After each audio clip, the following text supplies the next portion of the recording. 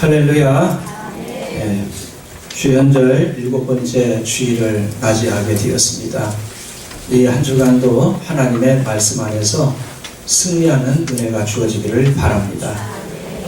함께 교독해 읽은 말씀을 가지고 마음을 지켜라 라는 제목으로 말씀을 드리겠습니다. 우리가 세상을 살다 보면은 지켜야 할 것들이 참 많이 있습니다. 많이 있지만 저는 몇 가지만 먼저 열거해 보면은, 먼저는 우리는 믿음을 지켜야 됩니다. 성도는 뭐니 해도 믿음 지키는 것을 우선순위로 해야 돼요. 네. 나라도 지켜야 돼요. 또한 재산도 지켜야 되고, 가족도 지켜야 되고, 자기의 또한 건강도 지켜야 됩니다. 또 하나님 앞에 약속했던 것도 지켜야 되고, 사람 간의 약속도 지켜야 됩니다. 그 외에도 지켜야 할 것들이 많이지만 우리들은 이러한 것들을 소중하게 여기고 지켜나가는 우리들이 되어야 합니다. 그러나 무엇보다도 오늘 본문에 있는 말씀을 보면은 너희의 마음을 지켜라 그랬습니다. 왜냐하면은 생명의 근원이 마음에서부터 나오기 때문입니다. 그러면 우리가 마음을 지키려면 어떻게 해야 되는가? 구체적으로 오늘 본문에 있는 말씀을 통해서 함께 은혜를 나눕니다. 첫 번째는 입을 지켜야 됩니다. 한번 따라합니다. 마음을 지키기 위해서 입을 지켜야 한다. 우리가 마음을 지키려면 반드시 입을 지켜야 돼요. 입을 잘 우리가 관리할 줄 아는 그런 지혜가 필요합니다. 24절에서 이렇게 말하고 있어요. 24절 읽어요. 자, 시작. 부러진 말을 내 입에서 버리며 비틀어진 말을 내 입에서 멀리 하라. 아멘. 우리가 마음을 잘 지키기 위해서는 말을 조심해야 됩니다. 말은 마음에서부터 나오기 때문입니다. 상대방이 어떤 사람이고 무엇을 생각하는지를 알려면 그 사람과 대화를 해보면 압니다. 아무리 말을 그럴듯하게 해서 속이려고 해도 오랫동안 계속 그렇게 할 수는 절대 없습니다. 얼마 가서는 그것이 다 발각이 되고 들통이 나기 때문입니다. 사람의 말 속에는 그 사람의 인격이 담겨져 있어요. 사람의 말 속에는 그 사람의 사상도 있고 그 사람이 의도하는 바도 고스란히 담겨져 있습니다. 이 시간 한번 생각해 보시기 바랍니다. 나는 지금 어떤 말을 사용하고 있는가 한번 깊이 생각해 보세요. 여러분, 살리는 말을 하시기를 바랍니다. 우리는 죽이는 말을 해서는 안 됩니다. 마음을 지키기 위해서는 입술을 잘 지켜야 됩니다. 우리는 항상 비판하고 불평하는 말, 이웃을 흉보는 말, 남에게 상처를 주는 말, 이런 말은 우리는 해서는 아니 됩니다. 이런 말들은 남을 죽이는 것이 아니라 결국에는 누구를 죽이느냐? 자기 자신을 죽인다는 사실을 우리는 깨달아야 됩니다. 그래서 말은 부메랑처럼 자기한테 돌아오는 거예요. 그래서 우리는 말을 정말 잘하고 우리는 마음을 지키기 위해서 우리는 입을 조심하는 그런 성도가 되기를 바랍니다. 성경 몇 곳을 찾아보는데 민수기 13장 32절에서 33절에 보면은 출애굽을 할 때 모세가 각 그 지파에서 그 두령들 대표성을 띠고 있는 사람들을 가나안 땅에 파송을 해서 40일 동안 탐지하고 와서 보고하도록 하게 됩니다. 그런데 여기에 보면은 이런 말이 나옵니다. 자, 한번 읽어요. 자, 시작. 이스라엘 자손에서 그 성탐한 땅을 합평하여 이르되 우리가 길로 다니며 성탐한 땅은 그 거주민을 삼키는 땅이요 거기서 본 모든 백성은 신나게 장대하고. 아멘. 저희 보세요. 그들이 그 땅을 뭐 했어요? 무슨 평을 했어요? 악평했어요. 한번 따라합니다. 악평하지 말자. 악평하지 말자. 여러분, 성도와 성도 간에 악평하지 마세요. 네.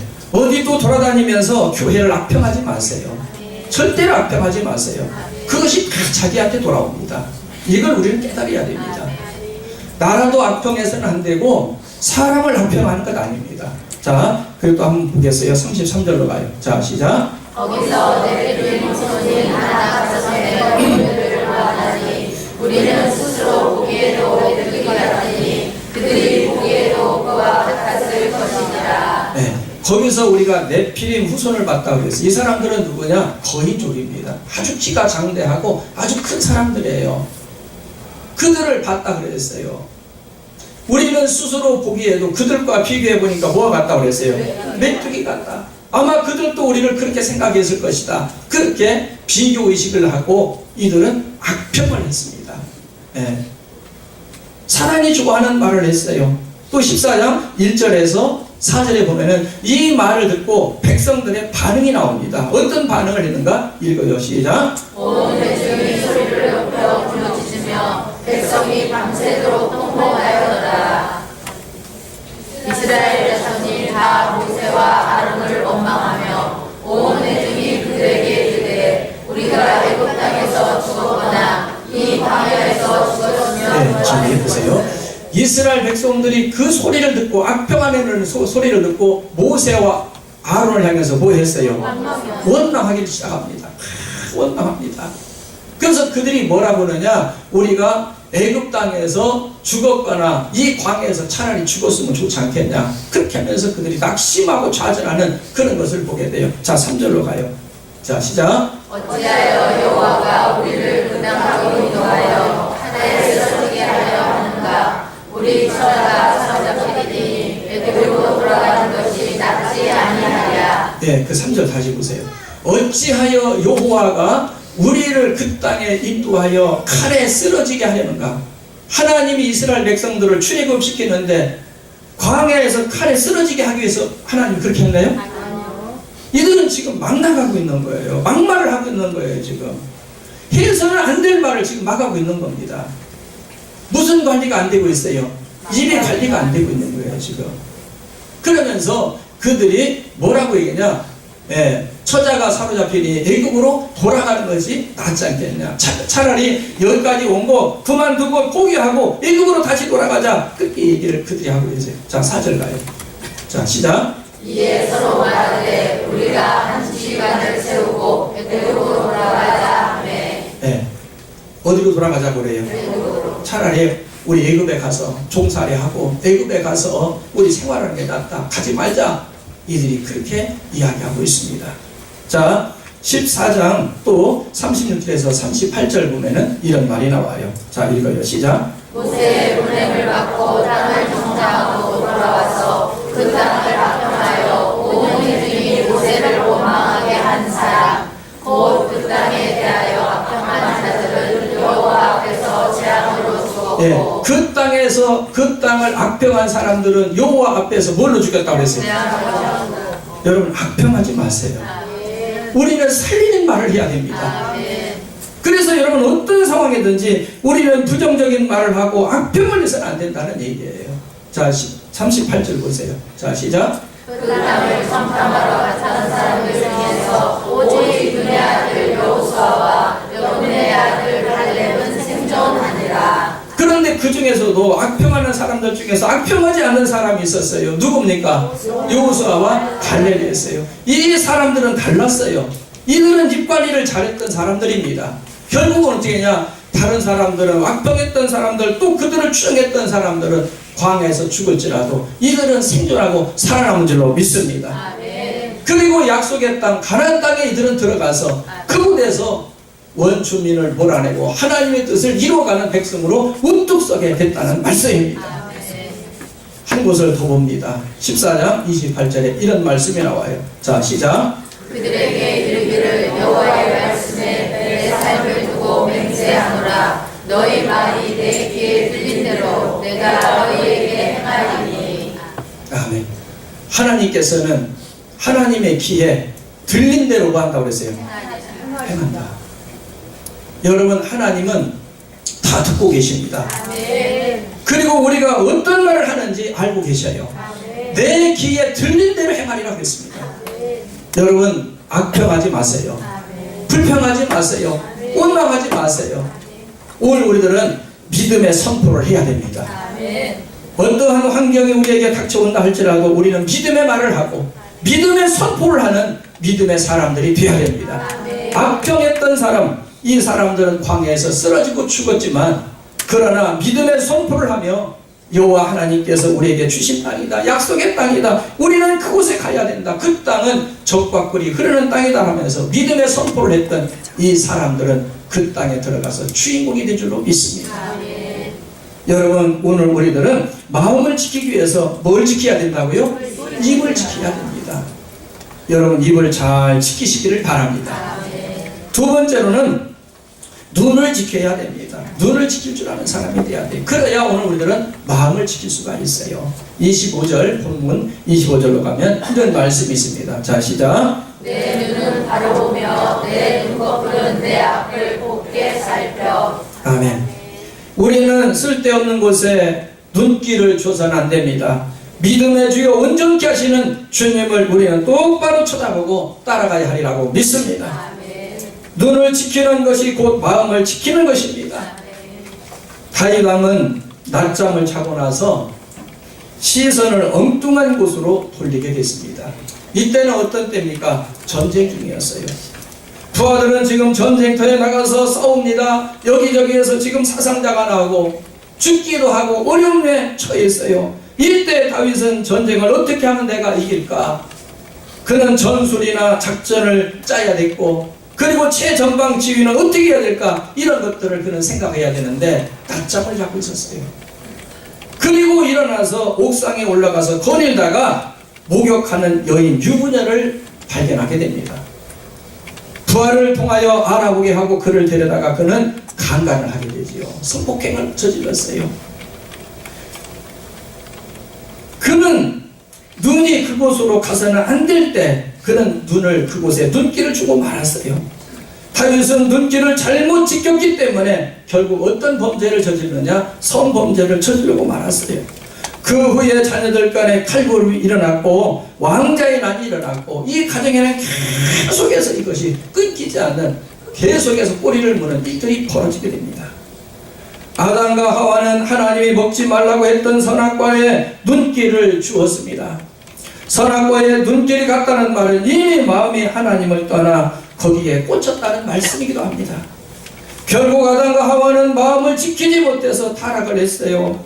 그래 그 결과 전 인류에게 원죄를 불러오는 그러한 사건이 벌어지고 말았습니다. 사람의 눈은 마음의 창이라고 할 수 있습니다. 그러므로 오늘 우리들은 마음을 지키기 위해서는 오늘 우리들은 눈을 잘 지켜야 하리라고 믿습니다. 사람의 눈이 얼마나 간사한지 몰라요. 여러분들이 사람의 눈이라는 그래요. 만약에 시장에 가서 물건을 보다가 마트에 가서 물건을 보면 시장 물건보다 마트 물건이 어떨 것 같아요? 좋아요, 나빠요? 좋지요. 시장 물건이 뭐 나쁘다는 얘기는 아니에요. 근데 비교해보면 시장 물건하고 마트 물건하고 비교해보면 마트는 진열이 잘 돼 있고 포장돼 있고 깨끗하고 좋잖아요. 훨씬 좋아요. 근데 마트에서 물건을 보다가 백화점에 가서 같은 물건이라도 보면 어디 것이 좋아요? 마트 것이 좋아요? 백화점이 좋아요? 백화점이 좋게 보이는 거예요.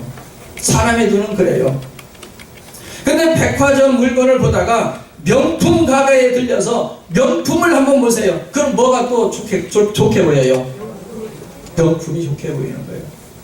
시장 물건보다는 마트 물건이, 마트 물건보다는 백화점 물건이, 백화점보다는 명품 가게 것이 좋게 보이는 거예요. 그래서 명품 가게를 봤던 사람은 다른 것들이 이제 눈에 안 들어오는 거예요. 그래서 자꾸 이제 뭐만 높아진다 그래요? 눈만 높아지는 거예요. 눈만 높아지는 거예요. 사람은 이렇게 간사한 겁니다. 사람의 눈은 간사해서 조금만 좁아도 사람들 저게 좋다, 딱 그것을 사람들은 생각합니다. 문제는 그런데 우리의 마음까지 뺏기는 데 있다는 사실입니다. 마음을 뺏기지 않으려면 우리는 눈을 똑바로 뜨고 여호와 하나님을 바라보는 그러한 신앙의 자세를 가져야 하겠습니다. 마지막 세 번째로는 우리는 마음을 지키기 위해서 발을 지켜야 됩니다. 한번 저 까만 걸 읽어요. 자, 시작. 발을 지켜야 합니다. 네, 첫 번째는 뭘 지키라고 그랬어요? 입을 지켜야 되고, 두 번째는 눈을 지켜야 되고, 세 번째는요, 발을 지켜야 돼요. 이걸 지켜야만이 뭘 지켜나갈 수 있어요? 마음을 지켜나갈 수가 있어요. 자, 26절에서 27절 말씀 읽어요. 자, 시작. 내 발이 행할 길을 평탄하게 하며 내 모든 길을 든든히 하라. 좌로나 우로나 치우치지 말고 내 발을 악에서 떠나게 하라. 아멘. 내 발이 행할 길을 평탄하게 하며 내 모든 길을 든든히 하라. 좌로나 우로나 치우치지 말고 내 발을 악에서 떠나라 그랬습니다. 우리는 악한 길을 걸어가서는 아니 됩니다. 하나님께서 예정하신 그 길을 우리는 반듯하게 걸어가는 사람들이 되어야 됩니다. 즉 하나님이 기뻐하지 않는 악의 소굴에 발길을 절대로 우리는 옮겨서는 아니 된다는 말씀입니다. 마음을 잘 지키기 위해서는 발을 잘 지키는 성도가 되어야 하리라고 믿습니다. 아무 데다 우리는 발을 들여놔서는 낭패를 당한다는 사실을 우리는 잊어서는 안 돼요. 그래서 항상 우리들은 발길을 조심해야 됩니다. 믿음이 좋은 사람은 발걸음이 어디를 향할까요? 주일날? 교회로 향합니다. 믿음이 좋은 사람들. 예를 들어서 술을 좋아하는 사람은 어디로 향할 것 같아요? 술집으로 향합니다. 책을 좋아하는 사람은 어디로 향합니까? 도서관이나 아니면은 책을 파는 서점으로 향할 거예요. 쇼핑을 좋아하는 사람은 어디로 향하겠습니까? 백화점이나 아니면은 다른 어떤 그 마트나 이런 곳을 쇼핑하는 가게로 가겠지도. 우리는 발길을 잘 지켜야 됩니다. 그래야 오늘 우리들은 마음을 지킬 수 있습니다. 마음을 지켜야만이 되는 이유는 바로 뭐예요? 생명의 근원이 여기에서 난다고 있습니다. 어른들이 그런 말씀을 한 적이 있어요. 옛 어른들이 뭘 얘기를 했느냐? 신세는 마음 다 가리킨다는 말이 있습니다. 혹시 들어보셨습니까?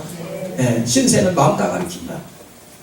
정말 오늘 우리들은 마음을 잘 지켜야 됩니다. 마음을 지키지 못해서 사람들이 큰 낭패를 보는 그런 경우를 많이 보게 됩니다. 한번 따라합니다. 마음을 지키자. 마음을 지키자. 다시 한번 크게 봐요. 마음을 지키자. 마음을 지키자. 정말 마음을 잘 지키세요. 우리 속에 분노가 있어도 마음을 잘 지켜야 되고, 감정이 폭발하지 말아야 되고, 원망과 또한 악평이 있어도 우리는 마음을 잘 지켜야 됩니다. 하나님 말씀에 비춰봐서 이게 아니다 싶으면 우리는 거기에서 우리 마음을 관리할 줄 아는 성도가 지혜로운 성도인 줄로 믿습니다. 말씀을 요약합니다. 마음을 지키려면 어떻게 하는가? 저는 세 가지 말씀을 드렸어요. 첫 번째, 뭘 지켜야 됩니까? 입을 지켜야 돼요. 악평하지 마시고, 불평하지 마시고, 원망하지 마시고. 우리는 어떤 선포를 해야 된다고 그랬어요? 믿음의 선포를 해야 됩니다. 여러분, 아무 일이 있습니까? 지금 현재는 정말 어렵고 힘듭니까? 갈렙과 여호수아처럼 믿음의 선포를 하길 바랍니다. 하나님께서 해주실 거야. 여호와 하나님께서 잘되게 하실 거야. 하나님께서 분명히 이 환경을 단전하게 하실 거야. 믿음의 선포를 하고 믿음으로 나가기를 바랍니다. 그때 하나님은 성령으로 찾아오시어서 역사하십니다. 우리는 뭘 또 지켜야 됩니까? 눈을 지켜야 됩니다. 아담과 하와가 계속 뭘 쳐다봤어요? 선악과를 쳐다봐요. 눈을 지키지 뭐 계속 눈길이 그쪽에 가니까 결국에는 선악과를 따먹고 말았습니다. 눈을 지키지 못했어요. 결국은 그것은 마음을 지키지 못하는 결과로 가지게 됩니다. 마지막에 우리는 뭘 지켜야 됩니까? 발을 지켜야 됩니다. 발을 지킬 줄 아는 사람. 그래서 내가 지금 어떤 길로 가야 되는가? 내가 지금 가고 있는 길이 필경 하나님이 기뻐하는 길인가? 원치 않는 길인가? 우리는 이것을 잘 구분할 줄 아는 자가 되어야 됩니다. 그래서 마음을 지키고 우리의 믿음을 잘 지켜서 하나님 앞에 섰을 때에 하나님으로부터 칭찬받고 이 땅에 사는 동안에 복을 받으며 주의 영광 드러낼 수 있는 우리 성도님들이 되시기를 주님의 이름으로 축원을 드립니다. 기도하시겠습니다.